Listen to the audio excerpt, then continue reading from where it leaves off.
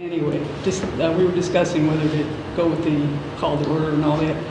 Only thing we want to do is get approval of the minutes of the previous meeting. So, did anybody give any changes, comments?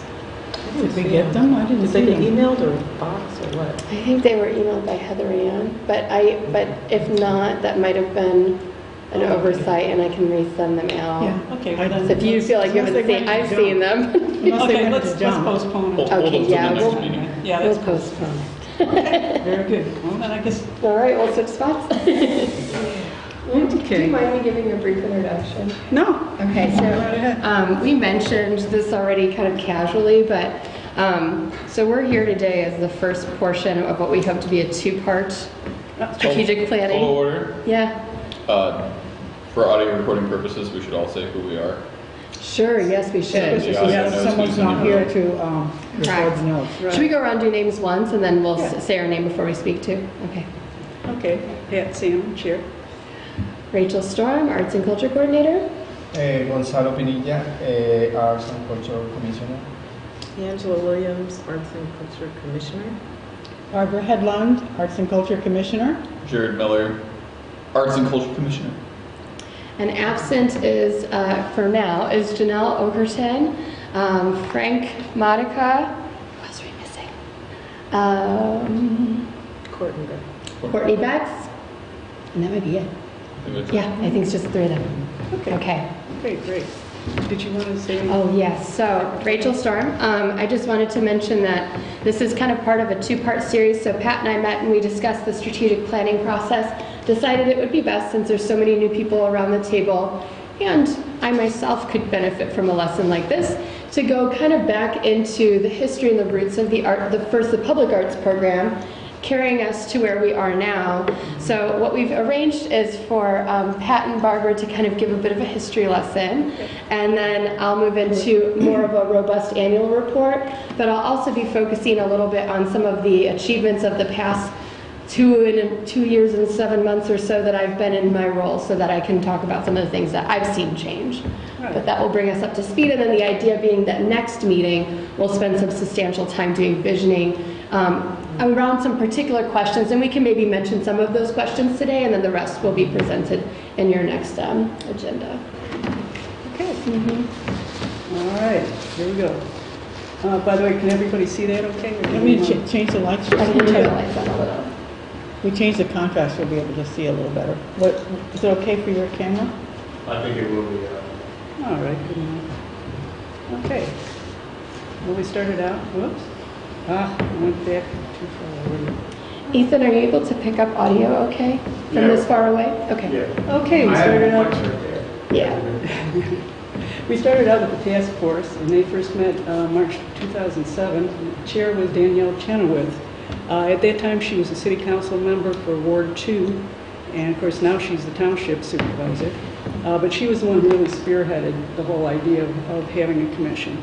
All the members listed there were active in the arts, and Robin Hall, if you see him in the first column. I was a brunette. Yes, Barbara Hubbins right there. And Robin Hall, who was the former director of the Urbana Park District and the kind of a founder of the Meadowbrook Park sculpture walk, was the first commission chair.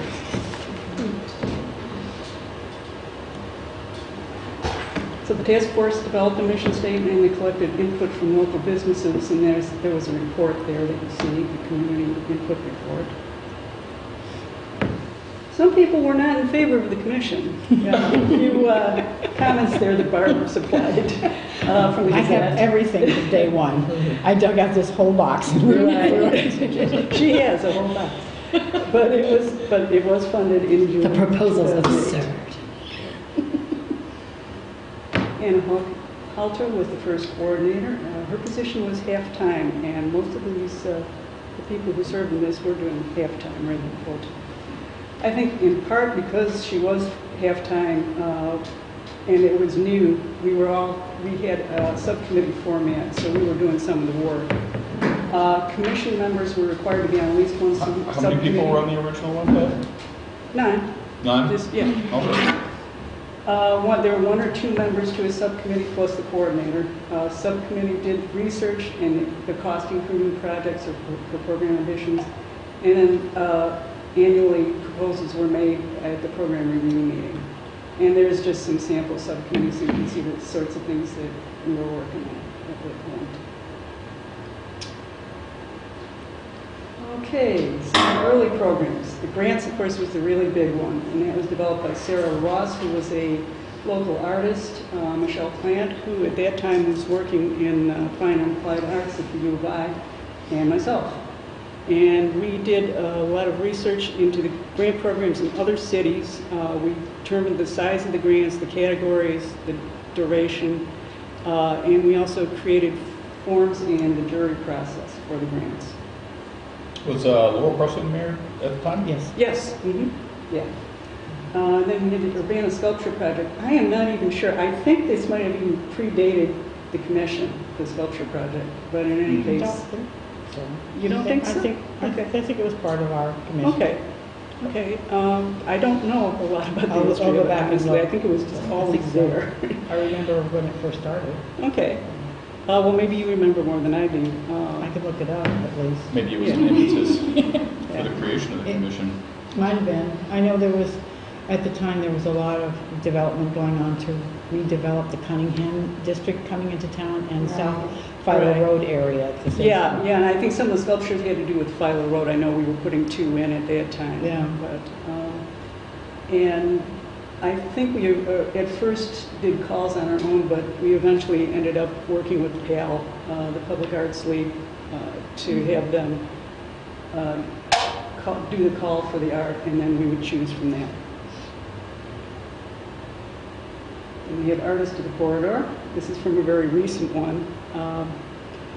The only thing I have to say about that, because I think you're all familiar with it, is that it was originally called the City Hall Art Exhibition Space Program. Well, So Art of the Corridor was a lot easier. Whoops. Sorry. Okay, next we have Art in the Market was also an early program. It only began with 2 workshops, and of course now it's once a month.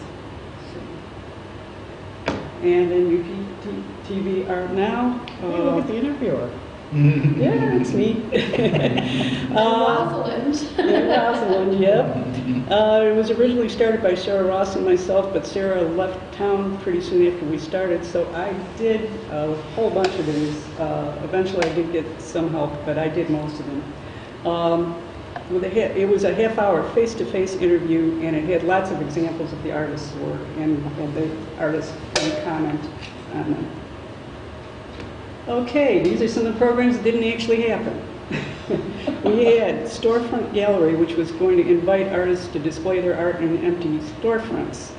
What we ran into there was some insurance concerns, and also by the time we got the program to where we wanted it, there weren't a whole lot of storefronts left. So that's what happened there. The Urbana Space Program was an idea to match artists with local property owners who would be willing to let artists use available space for events, performances, and rehearsals. Corridor beautification, and I had to ask you about this a little bit, Rachel. At one point, the city was talking about extending the boneyard, the renovations of the boneyard even farther along up to University. And they also had talked about maybe beautifying parts of Vine and Cunningham. So that was one of the things that came up. But I remember what happened too. Part of it, sometimes there was a delay because some of the people who own property were not willing to sell, and it set things back. yeah, so that's something that never actually happened. Outdoor projector for art was one of my ideas. It was putting a projector in the city parking lot that would project the art on a nearby building. Mostly that died for lack of funds. And then art lecture series, we did have a few of them, but Sarah left, she was kind of spearheading it, and 40 North started doing something similar, so that's, I think, what happened there. You skipped over the one, the theater cooperative. Oh, I'm sorry, yeah, that's cooperative, yeah, actually, you can talk to that, Barb. Well, I work with a lot of theater people in the region, and people always have their own storage spaces, and some of their props and costumes are stored way off-site in a barn or in a trailer, and they're not accessible. And we thought about We all met together, Greg Chu, the late Greg Chu, and Professor Stephen Fiol from Milliken, who's a well-known stage director in town, his wife's a choreographer, and dance teacher at the university, Becky Nettle. We were trying to find spaces where we could, at the time, one of the natural places was now the food hall, but it had just been bought. We were hoping to maybe find something for the old Jerry's IGA space, which is now the U-Haul space on Philo Road. It was empty for the longest time, but we couldn't get, the owner was paying his taxes. He lived in Philadelphia. It was just impossible. But we thought about making a combined space where everybody would pay, make a cooperative. We could have rehearsal spaces, they would have classes, and then maybe a coffee shop or a meeting place in a central location. And we thought the perfect place is, of course, just next to the Station Theater in downtown Urbana, but the site had already been sold. So Brandon said he'd keep an eye out on possible sites, but nothing hasn't quite turned up yet. But there's so many people that are just begging for storage space. This is a bit of an aside in a way, but one of the things that I really find myself amused by listening to these wonderful ideas is kind of little ways in which they exist today. Maybe not on the scale of the arts program managing them or offering support, but you know, we've got people like our newer building owner, Betsy Hunter's put art up in her storefront there on Main Street recently. We've got a lot of businesses downtown that like to put art in the windows. Of course, the galleries being two of the most probably prominent, but also people like the owner of Bohemia, Malaya, and a lot of other folks that really just want to put art out. And the other thing that I'd love to mention, just because it's amusing to me, it's not quite what you're describing with the cooperative theater storage, but kind of like a minuscule, very community-owned version of that is the costume closet at the Independent Media Center. It sort of functions in a similar way. So if you're unfamiliar with that, that's the basement room in the Independent Media Center that has been kind of organized as a place where you can check out costumes completely free. And it's a sort of honor system, but people always donate new things. And actually, I just received a donation of a number of costumes from basically a dance dad. He reached out to the arts program and he's like, do you have a reason to have all these costumes? And I immediately told him about the costume closet, and because I wasn't sure of the state of it, the IMC just named a new executive director. I was like, I called her up, I'm like, I'll give you a week. But when we have coffee, I'm gonna come over and we'll check the state of the costume closet. And I got a bunch of costumes to add to it. But it's a really, it's a different version of that, certainly. People aren't paying into it, it's very community owned. And there's always the haphazardness of that too. It requires the community to check on it, take care of it. But that's another kind of like just tiny thing that we could nurture and help make bigger in the community, because it could have a huge impact. I think Susan Parenti was involved in this. Was the early caregiver. She helped. She basically created it. And it has like sewing machines in there, so you can make your own costumes. There used to be sewing classes in there. So I love seeing how some of these things kind of exist in little ways already. And of course, if we would allot money to these, and then if it wasn't used, it would go into the next year's budget. So, oops.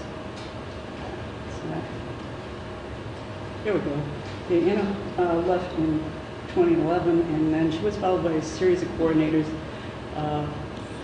Most people were not there more than a year or two. We had Christine McClellan, Lisa Petrodorian,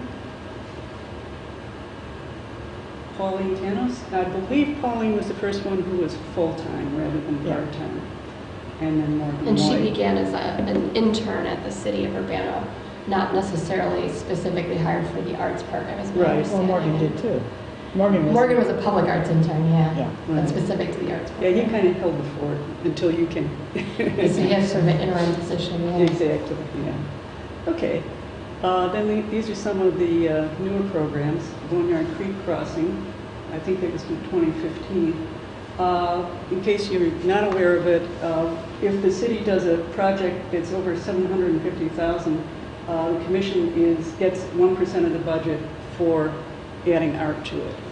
And that was one of the things we did here. And we spent a lot of time on this. There was a lot of community input, and we also actually hired Jack Mackey, who is a Seattle artist, and he worked with us to develop the wall tiles, concrete form liners, and some sandblasted forms that you see throughout the crossing. Do you all know the story about the creatures that are in the tile? Springtail. The springtails, yep. I've not heard that, but I've seen them. Yeah, he Seen the specifically pictures. picked those because they're native to our soil. And Right. he put them in the tiles around the Boneyard Creek. Yeah. Cool. Yeah, that was kind of his thing. He would try to look at what was local to the area and incorporate it. But that was the idea of any city project like that. That was an early development right from the get-go. Any city that, or they had to do, what was the percentage? So much of their budget Yeah. had to be for landscaping or public art. I think it's always been 1% for the arts. Yeah. Yeah, And that's actually the name of the program. We call it 1% for Okay. the arts. yeah, that's actually in the I don't think we called ordinance. it that at first. Yeah, it was, I think, municipal building project, Yeah. 1% for the arts. Right, Yeah. yeah. But that is important to know because if ever you see, that there's going to be a new building proposal or things like that the city has a hand in, we might need to remind them of the 1% for the arts program if it's not Yeah. immediately a point of discussion. Yeah. These are places where the Arts and Culture Commission can advocate for the arts. Well, yeah, and we were very much involved in making the decisions on what the art would be. We also got some additional funding from the Champaign County Design and Conservation Foundation for the mosaics that are on the west end of the crossing, which is just under there.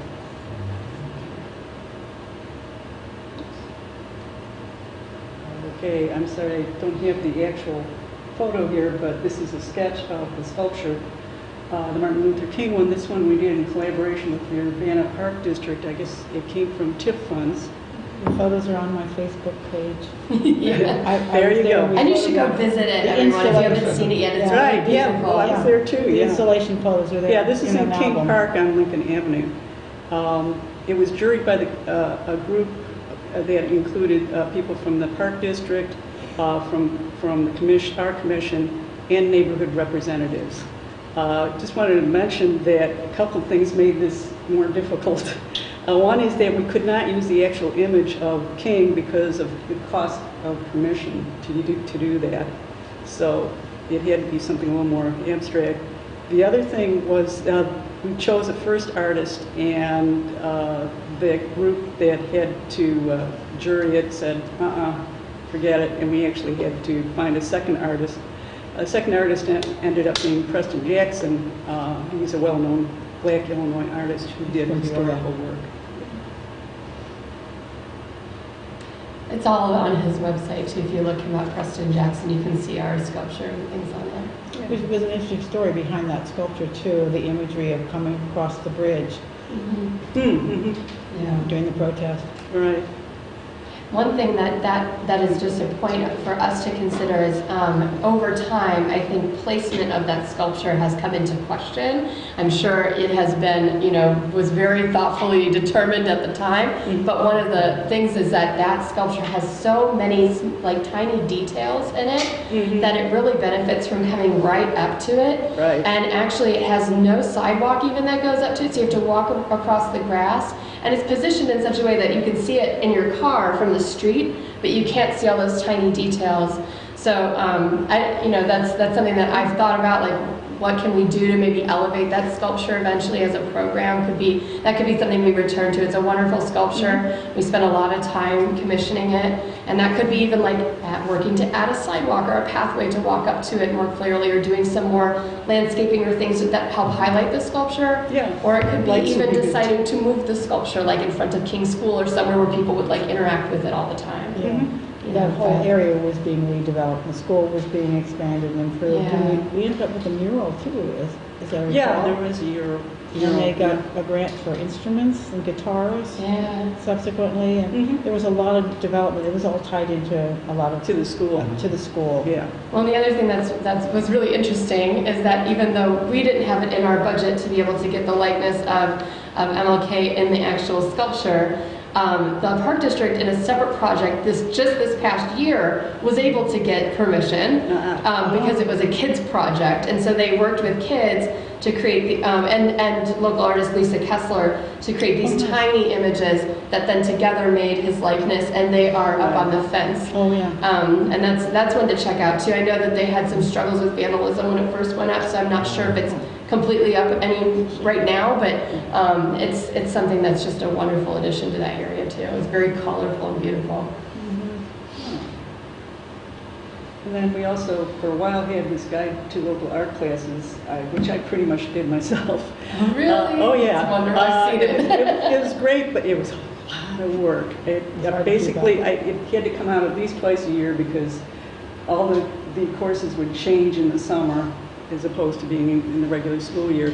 And then it took an enormous amount of time just to recheck every one of the entries and make sure it was still right and, everything. So we kind of let that go by. And luckily, we started going digital more Right. after this, so it made it a little bit easier. Yeah, We still had to too. do the work, but Right. printing details, or the Right. costs and expenses were less. Right. Well, most of the work was actually in calling up these places Yeah, and making sure all they that were time, still there all that and still grunt work. doing, Yeah. doing classes.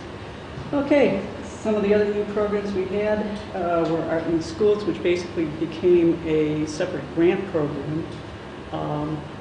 And Barb, I don't know if you want to say anything about that, because you were on that subcommittee. Virginia Waller, who was a member of the commission for a while, and I and Pauline worked on this for a little bit because the teachers were saying that they were too pressed at the beginning of the school year, just getting everything going, and they didn't have enough time to apply for it, but they had projects they wanted to work on, and they asked if we could maybe move the timeline a little bit, and it eventually evolved into a separate program.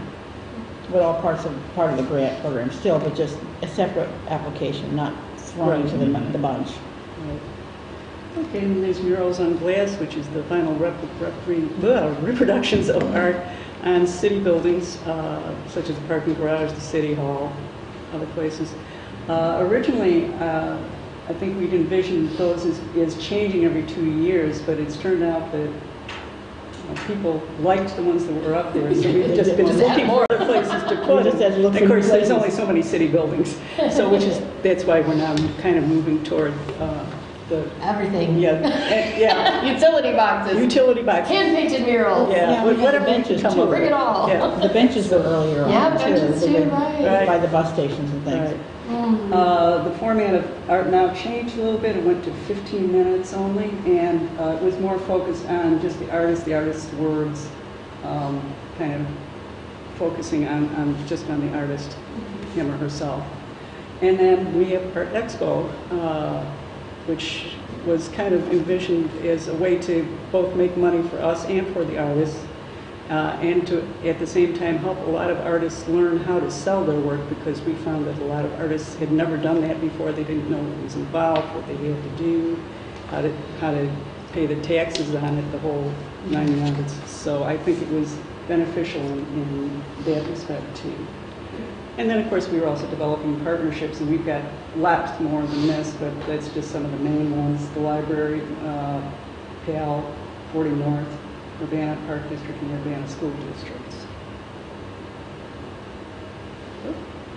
I have a question about the Art Expo. We were doing it at the Civic Center, Mhm. but since that space has become not available anymore, do we intend to move or I discussed re-envision that in it? my report. Oh, sorry, No, it's okay. I'm jumping on. And then I just I'm reaching. And then I just want to thank the city of Urbana for their continuous funding. They started out giving us $50,000 at the beginning, and it's always been that or more, which is extraordinary when you think of how long we've been doing this. And then I have a final thing here. I just want to put future challenges. Intentionally planning and supporting cultural programs and events, since we've now changed to the Art and Culture Commission. Getting input from artists and the community about their needs. I was reminded again, at the very beginning, we did some surveying of artists and so on, and we might want to think about doing that again. Yeah. Ensuring funding if city budget shrinks, thinking about that. Getting the word out more about the commission and our programs. Unfortunately, there are a lot of people who still don't know we exist. Amazing. And then making sure we don't exceed the capacity of the coordinator to handle the programs. Good bullet point. Yeah. That's an excellent. So anyway, that's it, folks. Excellent, thank you. Thanks, Pat. Welcome. So I'll probably just kind of continue where you left off. Sure. Want to switch spots? Yep. Go ahead. Do you need to turn on the lights for a second? Yeah, just a little bit, yeah. Okay. It's on a dimmer. Does anyone need to get up and stretch for a second? Is that good, Ethan? I think that'll be fine. Okay. Were we too pitch dark before? Well, I mean, if you turn them up a little bit more, your faces are kind of dark. I made you a report, so you can have one. And I learned how to use the machine that does this today. I learned a new skill. A skill from like, you know, the 80s. I actually hadn't found my own things yet, so that was exciting. Did you make this report in Canva? Partially, no. I mean, yeah, you can tell, not totally. Which parts you did and which parts you Yeah. So this, just to be clear, I would actually love in the future to create a forward-facing, share it with the public annual report that's nice and shiny and whatever. This is kind of a step in that direction, but it's just for you. So it's not super glossy, super shiny, and it's not something that we necessarily share out everywhere. But it's for you and for us to kind of reflect on the programs that we have. So I'll kind of pick up from where we left, but let me begin by saying that I wanted to situate first and foremost kind of like the shift to arts and culture, and share that, as was described, you know, this program began in 2008 as the Urbana Public Arts Program. We renamed ourselves in 2018, so 10 years later, on our 10-year anniversary, we became the Arts and Culture Program. At that time, our mission and vision statement was revised, so people who joined our commission more recently, at that time we did a whole visioning process. We came up with, we had actually looked and did a lot of research on other arts and culture programs, other public arts programs, the trend of moving towards amplifying culture much more in these kinds of programs, and then also what kinds of things end up becoming initiatives that we ought to look at as potential areas for growth for us. But I just want to share with you the revision of our mission and vision. So we actually have a pretty short mission now. It says the Urbana Arts and Culture Commission celebrates and nurtures the city of Urbana's cultural and artistic diversity. And then our mission is the city of Urbana is a place where arts and culture, vision is our city of Urbana is a place where arts and culture thrive, and all members of and visitors can engage in and experience arts and culture in all of its forms. The Arts and Culture Commission program nurtures creative expression, celebrates diversity, builds creative public spaces, and showcases the city of Urbana as a thriving destination for arts and culture. The Commission embraces and celebrates the diverse histories, beliefs, cultures within the city of Urbana. So this move for us has a lot of meaning, but so far I would say that a lot of our programs have kind of continued, and we were already doing quite a bit of cultural programming, but we haven't necessarily added new elements of cultural work to what we do. In particular, our arts grants stay focused on particularly the arts. Of course, we always have a wide variety of cultural programs that come through the arts program to seek funding, and we can't really extract culture from the arts and vice versa, so they're always kind of in a happy marriage together. But there's ways I think that we can amplify further cultural work in the work that we do. Well, I think we encouraged it too. Yeah. We began to encourage more partnerships, so it's evolved in a good way. Absolutely, and as I've been giving even things like grant workshops for the arts grant program, without it in and of itself having much of a huge revision in that direction, we don't have, say, for instance, like a grant that's just for a cultural program or highlighting a cultural program. But we do ask every grant applicant now on the application many more questions specifically around diversity, outreach, inclusion, what they're doing to really help create and sustain cultural spaces in the community. And they've been hearing from me that that's a big kind of force right now for our arts program, and wanting to see that that shines through in the proposals that we get. Of course, you know your own names, but here are our Arts Commission. You're a really great looking bunch. Thank you. It's great to see you all up there. I've been really excited about how our commission continues to grow, and how also each of you brings such unique experiences, awareness of different kinds of issues, but also unique experiences in different creative sectors, and that's always really exciting that we have a lot of diversity of visual, performing, theatrical, all forms of the arts. It's really nice to have strong representation there. I have kind of like a impact at a glance, but I'm going to come back to that in a moment. Let me first just say, you know, we always ask ourselves, why public art? As you could see back when it was first discussed, there were many people questioning why public art. So one of the things that I want us to feel ready to do after something like today's you know, history lesson, so to speak, from both Barbara, Pat, and a little bit more recently myself, is so that we can all have kind of a common language for how we talk and advocate for the arts program and the arts and culture program. So we always say, of course, public art is more than beautification, it's more than creative placemaking. It is those things, but it's other things too. The arts create a lot of community connection. I love saying that the arts are a language that we all speak. There's a lot of ways in which we can access each other through the arts that we might not otherwise. Arts help fortify creativity and innovation. There's of course a lot of movement now, and for a while now, from transforming like science, technology, engineering, and math into STEAM, and really focusing on incorporating the arts. So seeing those things as not kind of like a bifurcation of left brain, right brain, but like these things come together, and it's actually really important that the arts are considered an essential part of curriculum in schools. We know that that still isn't the case, so that's also something that like I think our Arts and Culture Commission can like really do a lot of advocacy for. But the arts also mean economic development. This position, and it's now a full-time position, is housed within the Economic Development Division at the city, if you didn't know that. But that really is because there's so many things that can be grown through the arts. Businesses, cultural spaces, commerce, like so many things that help kind of make a city an enjoyable place to live, work, play, all those things. So we really want you know, us to kind of be able to sing a similar song about the importance of the arts all across the board.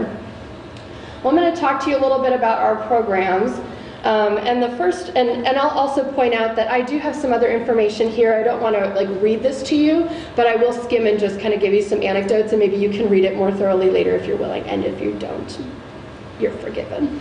But a quiz afterwards. Yeah, there's no quiz afterwards, I promise. Your names are here at the bottom on the first page. The second page, I do talk a little bit about staff. I don't have slides here for that, but I do want to let you know that the staffing of the arts program, as Pat said, has really changed over the years. One fun piece of information that probably is mostly fun to me is that I actually knew all of the arts coordinators in their role before I joined this position, and I had no, necessarily couldn't see the future, didn't think I was necessarily going to be in the position later, but I had a really wonderful experiences working with each and every one of them. For the most part, I know some more than others, but I consider each and every one of them a friend, so it's really nice to like kind of have that sense of community of like, I know them all, and they're wonderful people, and so it's really exciting to see their work and see how each of them influence the program in different ways. Yeah. Do you know that Rachel was a grant recipient from some of the programs? Oh, yeah. Yeah. So that's another thing. About your program. So that's another thing. I tell people about that when I give my arts grant workshops. I'm always like, I was sitting where you were. Don't be alarmed. It feels scary. It's not. It is a little scary still, but it's okay. It's not scary. But yeah, I had actually been in a number of the programs. Like I had exhibited with Artists of the Corridor. I exhibited my black and white photography. I did like an art at the market with my girls program, where we did like DIY, like well, it was called it was the Girl Radio one. I brought them and we did like do-it-yourself friendship bracelets or something at the farmer's market. But I had two programs that got funded through the Arts Grant Program years ago. And one is Out of the Mouths of Babes, which is a kids radio show where kids kind of explore arts and cultural events in the Champaign-Urbana area, and then they're kind of like, their reactions are kind of, it's like a kid's react. Their reactions are recorded. They do interviews with the people who introduce them to something. So like, for instance, they went to one of our old commissioner, Jason Patterson's studio, and Jason, which is, if you've ever been, super tiny, like a little hallway, and it crammed a ton of kids in there. And then they got to actually, so they learned interviewing skills, and they're supposed to learn about citizen journalism. And so then they interview the artists. And so they start doing things like, hi, my name's Maya, and I'm 4 years old. I have 2 questions for you. So it's just really awesome. So over the course of time, that's they become youth correspondents, and that's what they did. And they produced a podcast series, and it was on local radio, and then they all got a CD at a graduation party at the end. But it was basically a bunch of field trips, so they loved it. So it was totally made possible through an arts grant. So the arts program, it's always been like this little part of my life in Urbana, but it's so exciting that it gets to like take center stage, because I've actually had quite a long history interfacing with it over time. But one thing I want to point out, just getting back to staffing for a second, is that staffing has changed at the program. We obviously moved from having like a part-time person to a full-time arts coordinator position. The title now has shifted to Arts and Culture Coordinator. To complement the program. I will also say that we used to have a public arts intern. We do not have a public arts intern anymore. So what happened was that position was dissolved to make way for a new position, which was going to be offered a little bit higher pay. So it's not considered as entry level of a position, but that is the creation of this program specialist position that we now have. That position, however, is shared with the farmers market. So I put money that was going to be for the arts intern into that, and so did the market, and we were able to kind of create a Heather Ann's position. So she works part-time for me and Brian Heaton, and I just feel sorry for her. She has 2 bosses. But luckily we're both like pretty relaxed, I hope mostly fun people to work with. She was going to be here, so you can ask her at the next meeting that she will be at, if that's all true. But she is just wonderful, and it's been great to have a program specialist. I do a little bit mourn that we don't have like a public arts internship. That said, I think I've, and I'll get to it in a moment, but I've really tried to kind of grow the staffing in other ways through partnerships. So I have here just a little biography about me and Heather Ann, so that you can read it at your leisure, to just kind of see the kinds of tasks that the 2 of us end up doing in the positions, how our work overlaps. What Heather Ann's been, so she works 3 jobs, and she's a new mom. Figure it out, I don't know. She's amazing, but she works at Parkland Theater, and she also works another job, and so we get her part-time, and because of her schedule, I've really worked out with her that she focuses more on like record tracking, like spreadsheets, office work, data management stuff with me. So she has been a godsend the last 3 days just working with me on arts grant processing, because this is the first year that I haven't, if we didn't hire her, I wouldn't have anyone really helping me with that this year, because we've had people in the past that have kind of stepped up. But since I've been in this role, the arts intern position had kind of floated away. So what I've replaced it with, though, is a lot of efforts to get us involved in like youth employment programs. So as you've seen in some of my monthly staff reports, I've formed relationships with Care for You, which is the Urbana School District career readiness and like work employment program. So they actually they get paid. It's through a grant with the Regional Planning Commission.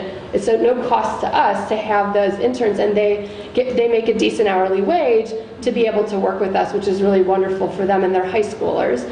I have a new high schooler that I'd love for you to meet, and you will meet her at an upcoming meeting. Her name's Emily Crane. She also comes from the high school, but she's through another program.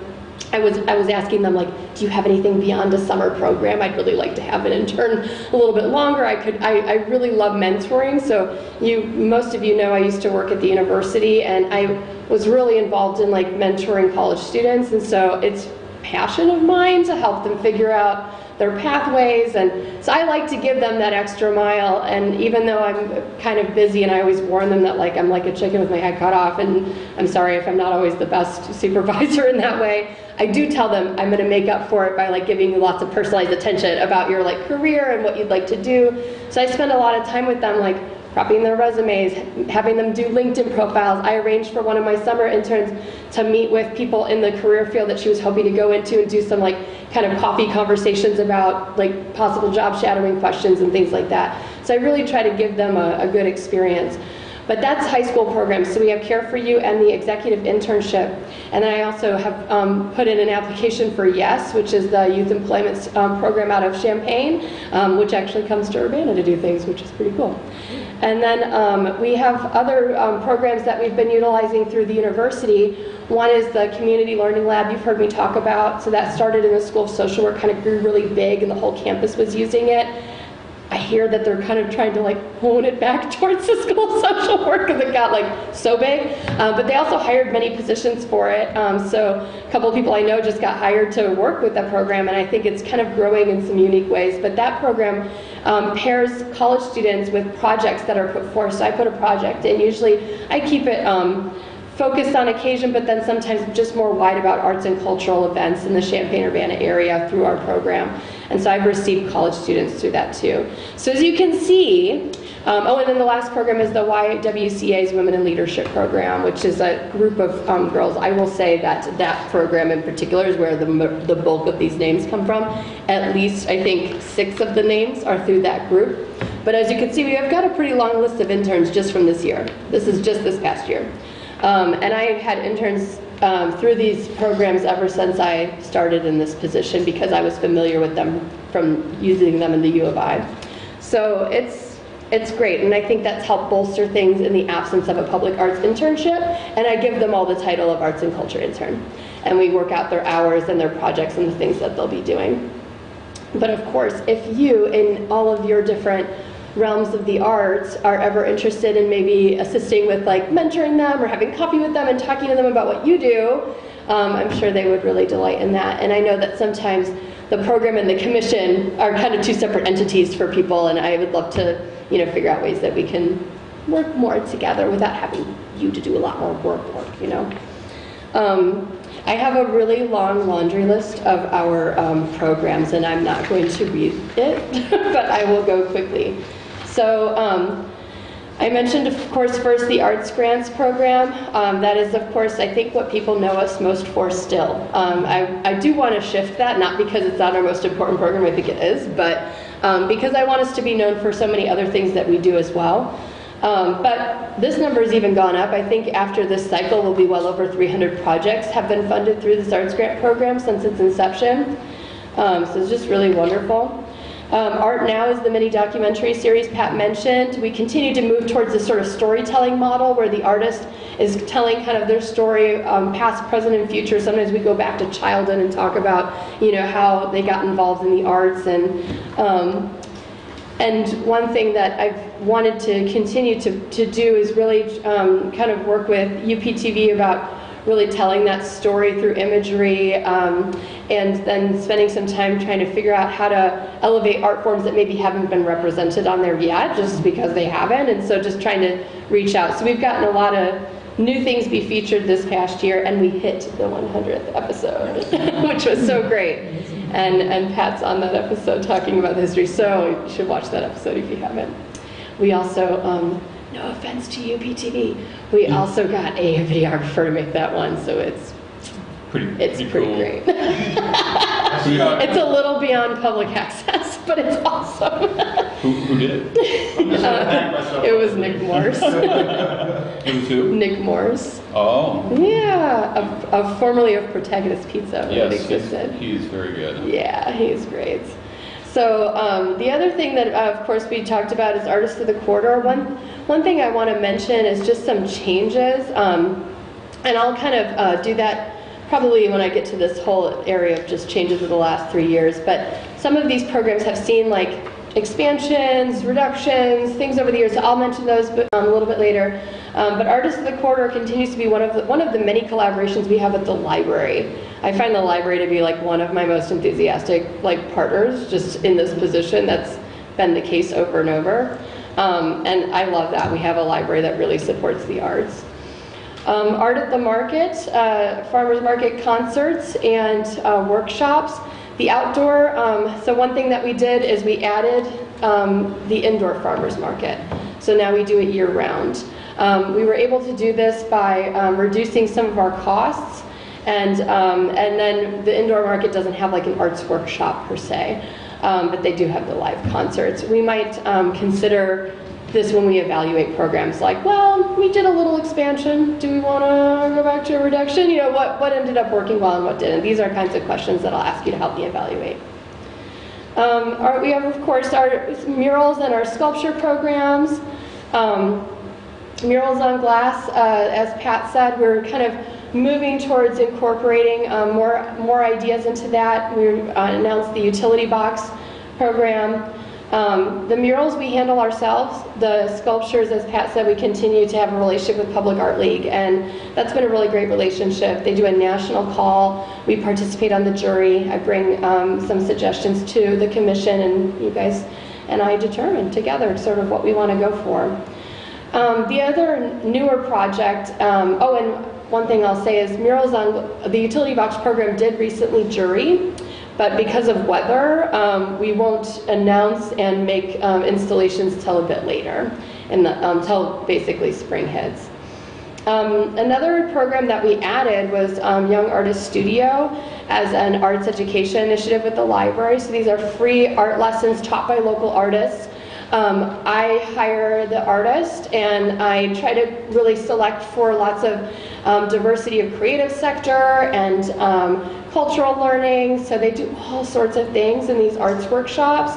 Like we just did one this past weekend, which was painting. The one next month is sewing. The one after that is DJing. The one after that is, I think, well, some of the ones we have coming up are like West African dance, Capoeira Angola.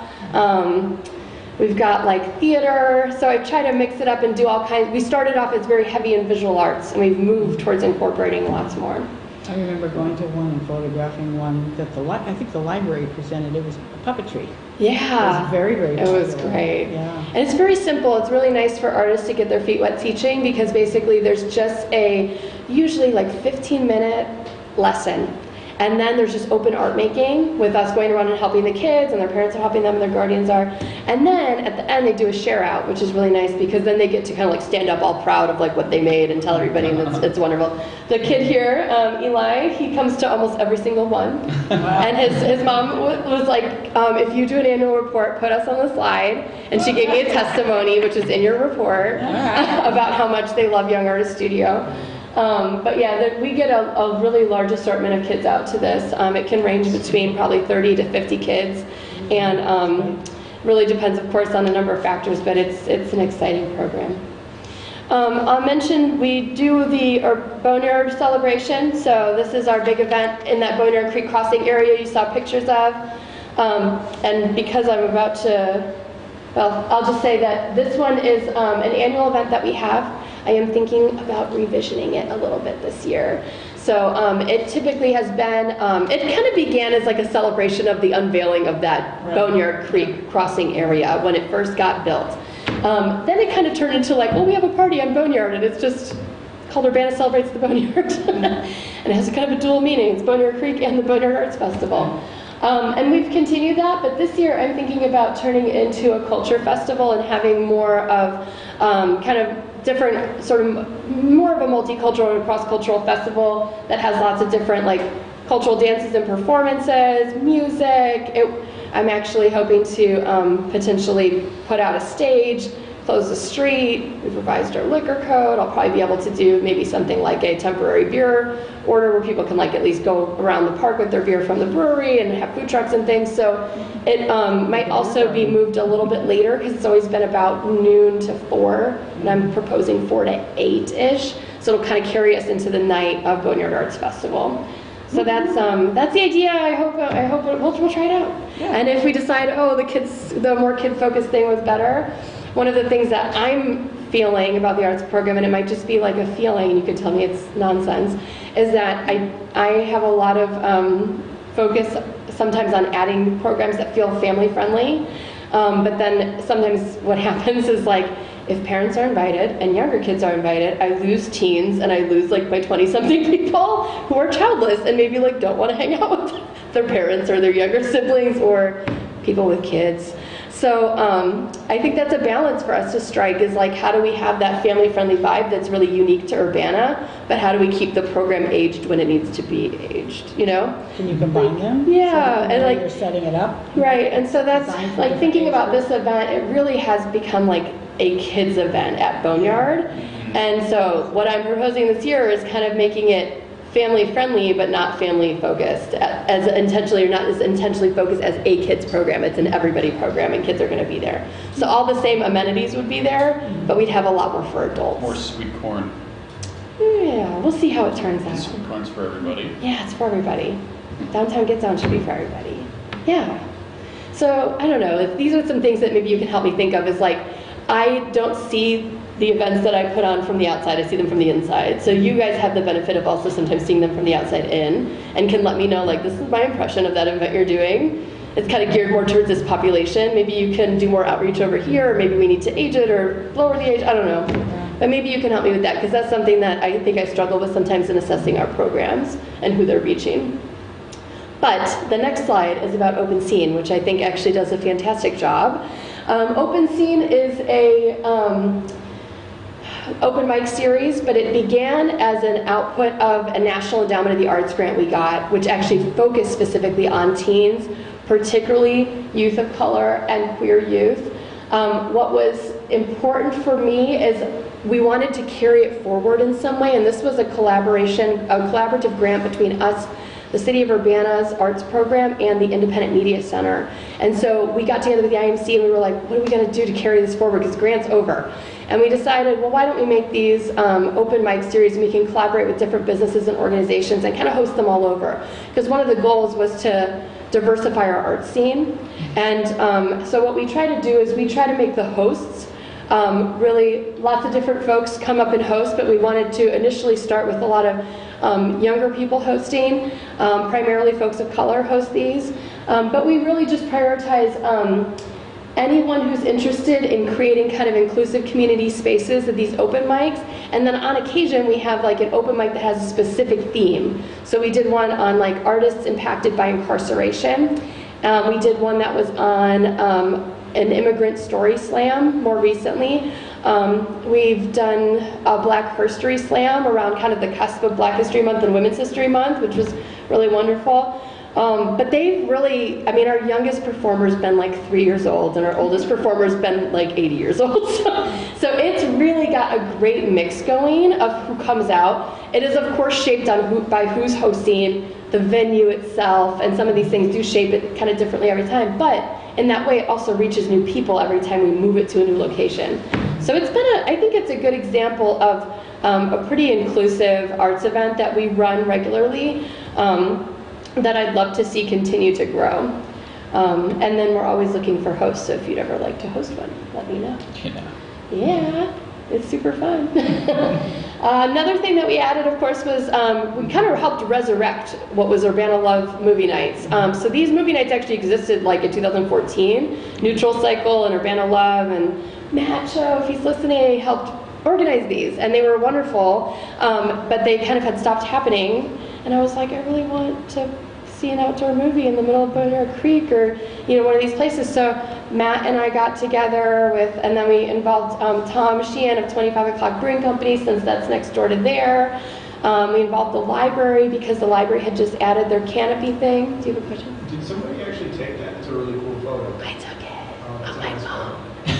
Isn't my phone awesome? I bought that phone on purpose. The moon and the lighting and everything too. Yeah. No, that's what I was going to say. I really like the mood and the It's lighting. the composition. You have a good eye.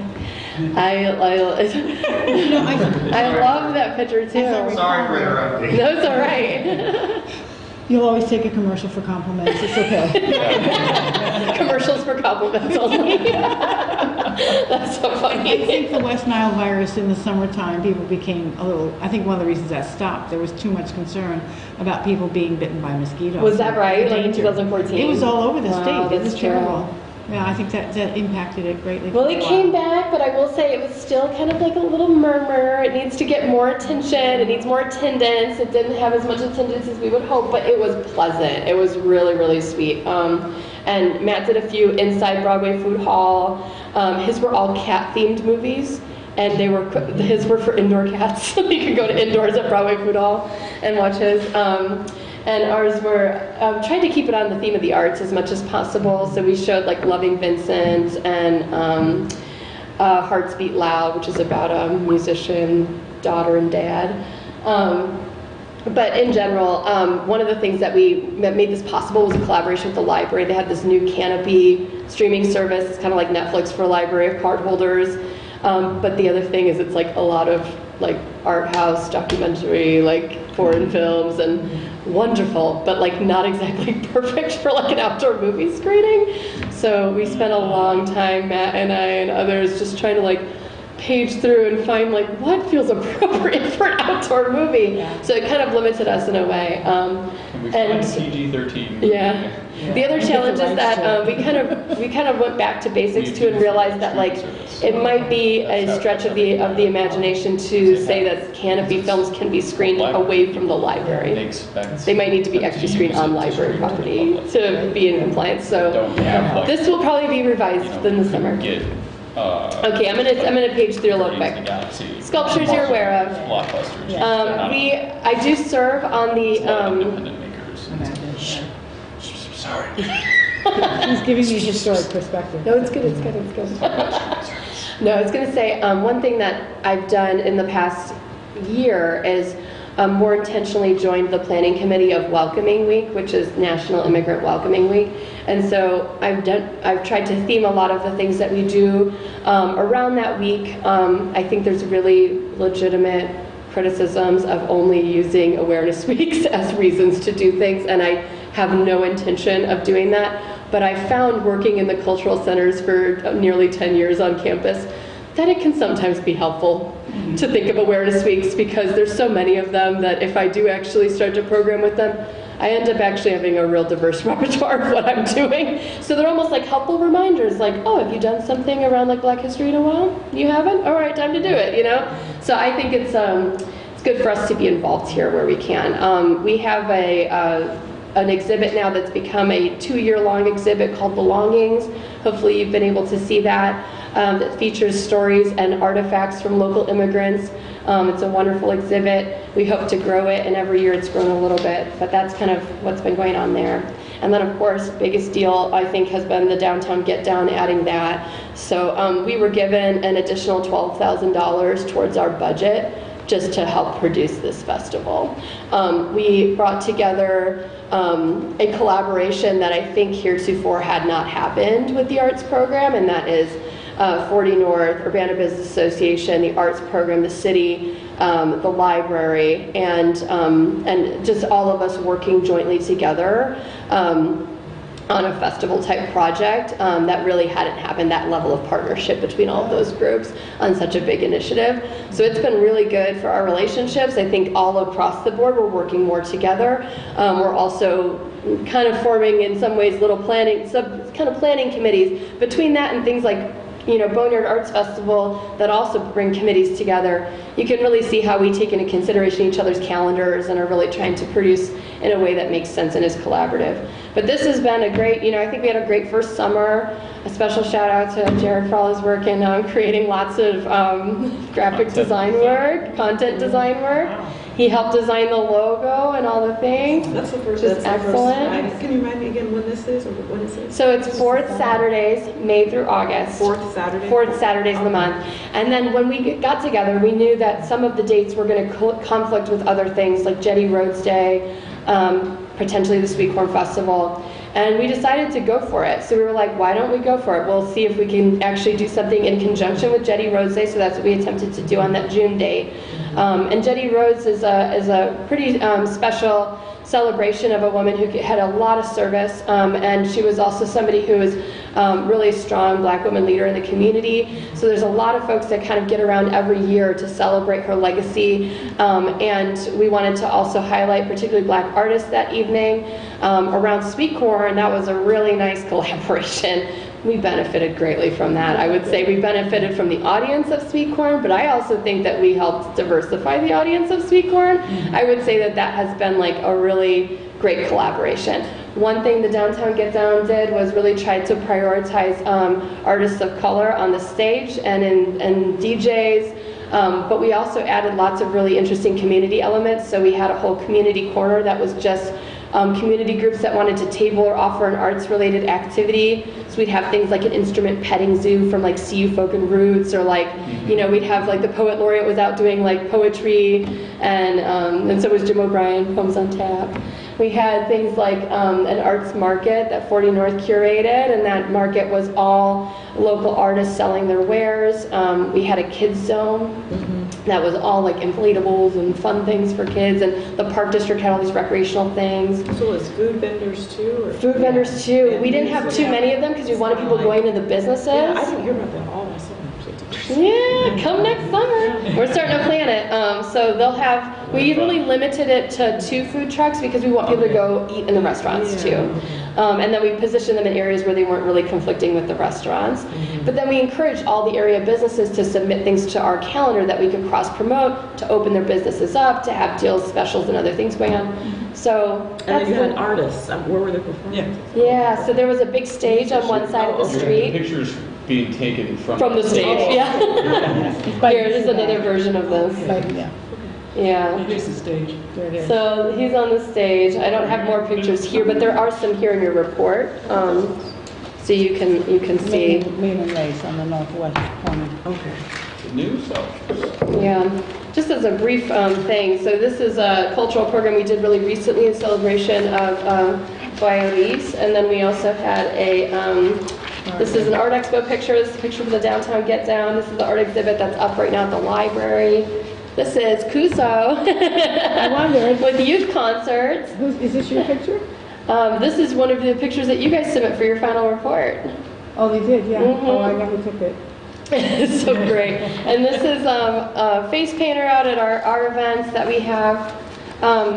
I did give you kind of a by the numbers, so we estimate that we impacted around 22,000 people this past year through the arts, and that's as audience members, as participants, as benefiting artists. And that number is probably even larger when you consider the impact the grant program alone has on reaching people. I don't even consider the grant program. Yeah, even this, we reached 5,000 kids. Exactly. So this is probably like, if we add the grant program and really looked at this intentionally, and I'd love to do an assessment like that, I think we'd see that number be huge. I estimated, like, in this past year, 3,500 youth participants through our outreach and our family events. And then approximately, and this number could even be conservative as well, 745 artists that directly benefited from showcasing their work, sharing their work, presenting their work. And you can see here a lot of different pictures. This bottom picture is another one of the crowd at the Downtown Get Down.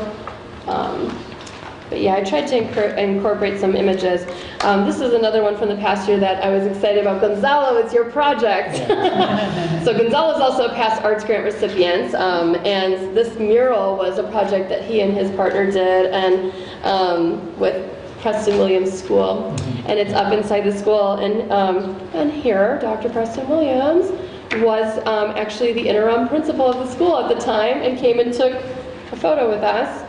Sorry I didn't put your photo in. I had to put the one that he was in.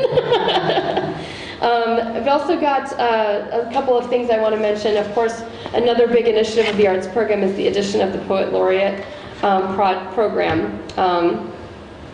The next page in your report has a laundry list of partners. So I have another slide here, but I'm going to ignore it because I want you to I just did this to bother you. I just did this to be like, look at this giant list of people we've collaborated with in the last year. How long did it take you to type all those people out? And I put them in alphabetical order. You're welcome. Oh, yeah. By hand too. Like I know a program could have done that for me, but I was like A, B, C. Okay, I was torturing myself. You just wanted to punish yourself. I really was. That's all it comes down This to. is torture here. But as you can see, we have a lot of partnerships going on with area businesses, groups, nonprofits. This is also again. No, she did. I'm sorry, I'm an editor. Never mind. No. What did he do? What did You he had a do? duplication. Did I? Yeah. Well. What I was about to say is that this is also a conservative list. When you really think about all the collaborators we had on things like the Downtown Get Down and some of our events where tons of community organizations were involved, businesses were submitting events. It's hard to keep it up. You know, it would be really long. But this kind of gives you just a picture of the kinds of collaboration we've had in the last year. It's been, I think, really great. And building the enthusiasm. It's great. Yeah. Wonderful. So the real thing that I wanted to focus on, I'm going to skip over for a second and come back to. Just real briefly, we did get some major contributions this year. We routinely get the program grant from the Illinois Arts Council. It just got released. I'm going to apply for it again. Last year we got $9,200 towards the program. Summer Youth Employment Grant, we got $1,800 last year. I applied for $36,000 this year to have 2 interns. And that funds one of our interns this past year. It actually ended up funding 2, only because we got a late start. And then in Downtown Get Down sponsorships, now I quantified in-kind sponsorships, and we had them quantify it. So every organization that sponsored the Downtown Get Down, they of course gave us a quantification of their in-kind. $54,000, $276. So it was a lot of money that we brought in for that as well. I'm really excited about that. But let me go to what I really wanted to share with you, which is the accomplishments of the last 3 years, or changes of the last 3 years, so that you kind of know what we've done, and you can also help me evaluate, like, were they good decisions? Should we keep doing them? Should we do away with them? I'm very open to your feedback. So we obviously transitioned our program to the Arts and Culture program. We assumed management of an additional $35,000 in annual grant funding. So this is maybe news to some people that joined more recently, but we used to give out around $45,000 to $47,000 in grant money. And then there used to be another method by which people sought money from the city of Urbana, and they'd go direct to city council and they'd make an ask. Well, city council and the mayor were thinking they wanted something a little bit more formal, decided to hand it to us. And so we assumed responsibility. When we assume responsibility for that, we wanted it part of our arts grant program, because we have a very specific, transparent way that we give out money. And so we want people to apply, they have to make a proposal. And that's what we did. We ended up kind of revising. We have those 3 tiers now. And that $35,000 funds tier 3. So those are awards $5,000 to $10,000. And those are, of course, the awards you guys vote on. This is your biggest decision of the year. We initiated the city's first inaugural Poet Laureate program. I'd love to let you also know that a year later, both Elgin and Aurora just announced that they have an Arts Poet Laureate program, and I just talked to them about ours. So I'd like to say we're trend-setting, maybe, for the smaller towns. And arguably we're smaller than them, so that's great. Well done. My hometown's Aurora, so I was like, Aurora, you can come second place. No, just kidding. I'm excited about that Poet Laureate program. Another trend, just to kind of put a bug in your ear, is for cities to name a Poet Laureate and a Youth Poet Laureate, and to invite them on occasion to collaborate together during the year. It's another great way to elevate a young person, so that might be an area that we explore for future year. Urbana's Downtown Get Down obviously introduces a new summer festival, expanded our budget by another $12,000. Artists of the Corridor exhibitions were expanded in the last 3 years to include closing receptions, artist talks, and workshops, so the artist has a choice, but something at the library. We incorporated the library into the exhibition, but there wasn't really a programmatic piece at the library, so now we have that. And the library contributes to that, monies and resources, which is good. We expanded Art at the Market as a year-round program in collaboration with now Urbana Business Association's Indoor Farmers Market as well. We introduced Young Artist Studio. I mentioned that already. We reintroduced the summer movie nights, turned Art Now into also a podcast and a radio program. So now I give the MP3 files and we kind of redo the intro, give it over to the radio so that there's more access to that. As well as we had for a while, this is no longer continuing, but we had for a while a collaboration going with Smell Politely, where they were writing articles About Our Art Now features that would link back to the full video, and that was kind of a nice relationship for a while. We've established a lot of ongoing, oh, excuse me, I skipped one. Introduced the utility box mural. I think, as Pat said, we're going to be moving probably into like exploring more with murals. You had the wonderful research that was done on the projector. Right, yeah. My dream, which we could talk about more and like next time we meet, is that we think about how a projector project against the parking garage could actually help us identify and select a mural with public input. Because you could actually have like a short list of candidates that had already been juried to then have their art rotate on that projector against the parking garage for like 2 months, and the public vote on their favorite one at the end, and that's the one that we have on our parking garage, right? That's hand painted or something. Like there's ways that we could maybe incorporate like some of these programs that we wanted to have happen but didn't quite happen yet into something that could have a lasting impact. That's an idea for you to like poo-poo or decide you like it. We could talk more about it, you know? Talk amongst yourselves. Talk amongst yourselves. Just bug in your ear. Obviously, we've got a lot more youth employment programming going on. I did make an effort on our biggest programs, not every program, but on our biggest programs to translate everything into Spanish and French and put them on lots of different channels, Facebook pages that are specifically for French or Spanish speaking folks in the community. I would love to do more outreach there. Of course, I would love that to be more citywide, but we can always set a good example by doing that first. And then we did receive an award for the Best in Midwest Media Festival, and we re-enter it every year. And that's really it. I won't bore you with the rest. There's some really sweet testimonies of the impact of our program on your last page. I encourage you to read them. If you hear someone say something nice about our arts programs, any of them, ask them to like send it to me in an email, because I like to keep track of feedback, and it's great things for us to kind of share out and utilize later. I kept you a long time, but I hope that it was helpful to hear some of the things that we have going on. I also have to go. Do you feel more, so especially new folks, do you feel more aware of like all the programs? Okay, good. Thank you. Yeah, Excellent. helpful. So next week we'll do like more of a strategic planning, visioning. So let it simmer, and I'll give you kind of a sense of some of the questions we want to ask. But in particular, of course, areas for growing cultural programming. And then we'll also want to go in depth on the Tier 3 process for you guys, how it was. If you want any changes for next year, now's the time. Can you send us some things to think about for Yeah. our meetings, so we're not just Yep. getting hit with that stuff right Mhm. away, and you're like, Yeah. oh my God, I didn't even think about this. Yeah, I have to come up with absolutely. an answer in an hour and a half. Send it to us early. I sure will. And you can take one of these home. Wonderful, thank you. Yeah. Thank you. Thank you, thank you. All right.